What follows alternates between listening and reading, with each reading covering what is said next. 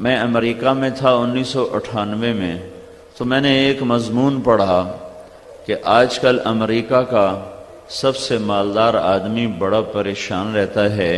وہ یہ کہتا ہے کہ میں 50 سال کا ہو گیا ہوں، اب میری زندگی پیچھے تھوڑی رہ گئی ہے، تو میرا اتنا رزق، میرا اتنا مال، اس کا کیا بنے گا؟ یہ وہ ذہن ہے جس نے اللہ کو نہیں پہچانا۔ جس نے اللہ کو پہچانا، ایک اس ذہن کی بات سناتا ہوں۔ فیصل آباد میں ایک خاتون کا فون آیا جو لیڈی ڈاکٹر ہے، بہت مشہور ہے، اس کا خامند بھی ڈاکٹر ہے، اور اس کا کلینک بھی اچھا چلتا ہے۔ تو وہ میرے گھر والے ان سے علاج وغیرہ کرواتے رہتے ہیں۔ تو اس کا مجھے فون آیا اور اس نے مجھ سے کہا کہ مولوی صاحب، جیسے جیسے میری عمر زیادہ ہو رہی ہے، میری خوشی بڑھ رہی ہے کہ اللہ کی ملاقات کا وقت قریب آ رہا ہے۔ یہ دو سوچیں ہیں۔ ایک امریکہ کا سب سے مالدار ہے، کہتا ہے میں مر گیا ہوں، میں تو 50 سال دا ہو گیا ہوں، میرا بڑھنا کیے۔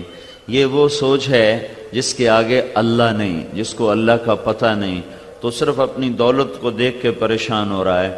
اور ایک دوسری سوچ ہے کہ جس میں ایک خاتون ہے جس کا کلینک بھی چلتا ہے، رزق بھی ہے، مال بھی ہے، خامند بھی ڈاکٹر ہے، اولاد بھی ہے، اور ان سب کے اندر وہ یہ کہتی ہے کہ میری خوشی بڑھ رہی ہے کہ میری عمر جوں جوں بڑھتی جا رہی ہے، میرے اللہ کی ملاقات کا وقت قریب آتا جا رہا ہے۔ تو میرے بھائیوں، ساری دنیا کے انسان ہوں، مرد ہوں یا عورت، اگر اللہ کو راضی کرنے کے سوا کسی بھی چیز پر زور لگائیں گے اور اس کو حاصل کرنے کے لیے اپنی سر دھڑ کی بازی لگائیں گے اور اللہ کو بھلا دیں گے، بیچ میں سے نکال دیں گے، تو میرے رب کی قسم ان سے زیادہ ہارا ہوا اور ناکام انسان دنیا میں کوئی نہیں ہوگا۔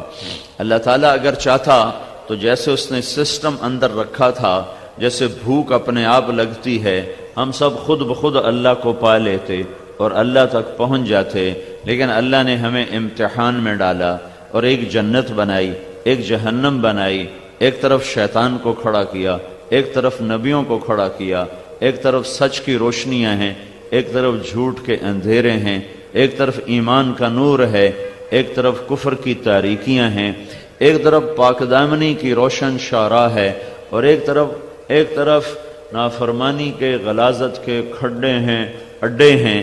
یہ دونوں طرح کے بازار اللہ نے بازار میں سجائے۔